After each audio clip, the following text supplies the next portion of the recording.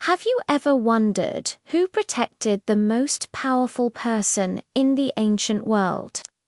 Forget Secret Service. Forget special forces. We're talking about the Praetorian Guard, the elite bodyguards of the Roman emperors. These weren't just soldiers. They were the emperor's shadow, his personal army, and sometimes his most dangerous threat. Stick around as we pull back the curtain on the real story of the Praetorian Guard. So, who were these guys? Imagine the best of the best from the Roman legions, handpicked for their strength, loyalty, and imposing presence.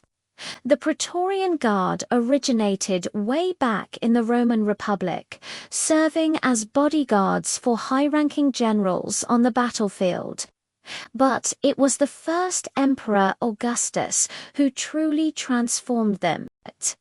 He established the Guard as a permanent fixture in Rome. A force of 9 and later 12 cohorts stationed right in the heart of the city. While the rest of Italy was supposed to be demilitarized, the Praetorians were a constant, visible reminder of the emperor's power. To be a Praetorian was to hit the jackpot of military careers. They received significantly higher pay than a regular legionary, some sources say, up to 3 times more. They served for a shorter period, just 16 years compared to the standard 20 or 25, and their living conditions top-notch. They were housed in a massive fortified camp in Rome called the Castra Praetoria. This wasn't just a barracks. It was a fortress within the city walls, a base of operations from which they could control Rome itself. Plus, upon retirement, they received a hefty bonus, enough to set them up for life as respected members of society. It was a sweet deal, designed to ensure their absolute loyalty, or so the emperors hoped. Their daily duties were far from just standing around looking tough, although they did a lot of that too. The Praetorians were the emperor's constant companions. They guarded the imperial palace, escorted him through the bustling streets of Rome, and stood by his side during public appearances, games, and religious ceremonies. A select few, known as the speculators, Augusti, acted as his closest personal bodyguards, often dressed in civilian clothes like the toga to blend into the crowds. They were the ancient equivalent of undercover agents, always watching, always ready to neutralize any threat. When the emperor went to war, the Praetorians went with him, fighting as an elite cavalry and infantry unit right beside him on the battlefield. But here's where the story gets really juicy. The Praetorian Guard wasn't just a shield. It was a double-edged sword. Because they were the only major military force in Rome, they held immense political power. They were kingmakers and kingbreakers. Their loyalty was the ultimate prize, and they knew it. Ambitious senators and wannabe emperors would often try to bribe the Guard to switch their allegiance. If the Praetorians decided they didn't like the current emperor, or if someone else offered them a better deal, things could get ugly fast. Let's look at some examples. Remember the infamous Emperor Caligula? He was known for his cruelty and bizarre behavior.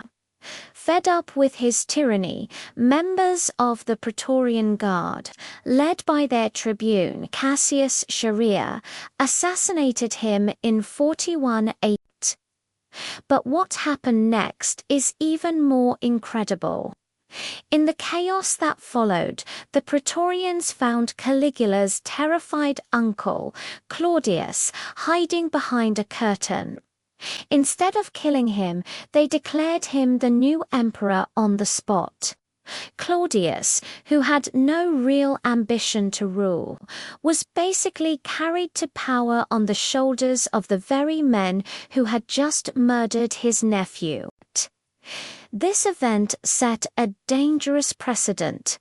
The Guard had realized they could choose the emperor, and they did it again and again.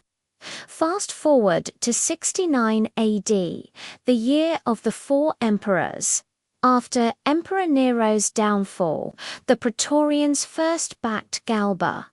But when he refused to pay them the bonus they'd been promised, they switched their support to Otho, murdering Galba in the Roman Forum. This plunged the empire into a bloody civil war, all because the bodyguards didn't get their payday. It shows just how much power they wielded. They weren't just protecting the emperor, they were a political force that could make or break the entire Roman Empire. Over time, their influence became a serious problem. Emperors grew wary of them. To counter their power, some emperors, like Septimius Severus, completely disbanded the existing guard and replaced them with soldiers loyal only to him. Drawn from legions stationed far from Rome, this was a smart move, but the institution of the Guard persisted. It was a necessary evil.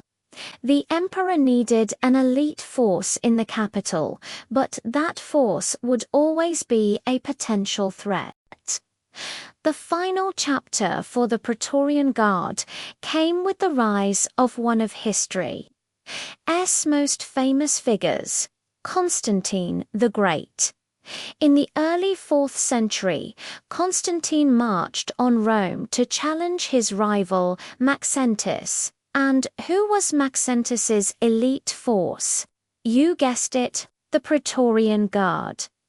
They fought fiercely for Maxentius at the legendary Battle of the Milvian Bridge in 312 AD. But Constantine's forces were victorious. After his victory, Constantine knew he couldn't leave such a powerful and historically treacherous unit intact. He made a decisive move. He permanently disbanded the Praetorian Guard and demolished their fortress, the Castra Praetoria.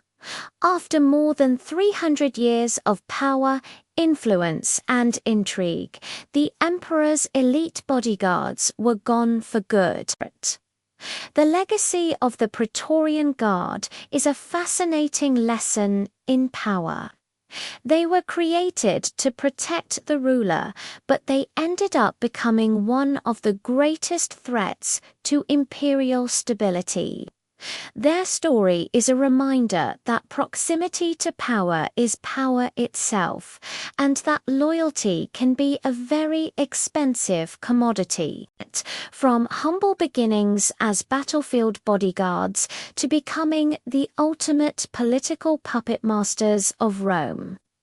Their journey is one of the most compelling and dramatic in all of ancient history. They were more than just soldiers. They were a symbol of the complex, dangerous, and thrilling world of imperial Rome. Thanks for joining us on this deep dive into the world of Rome's elite protectors. If you enjoyed this journey back in time, please hit that like button and subscribe to our channel for more stories from history. Let us know in the comments which historical group you'd like to see us cover next. See you in the next video.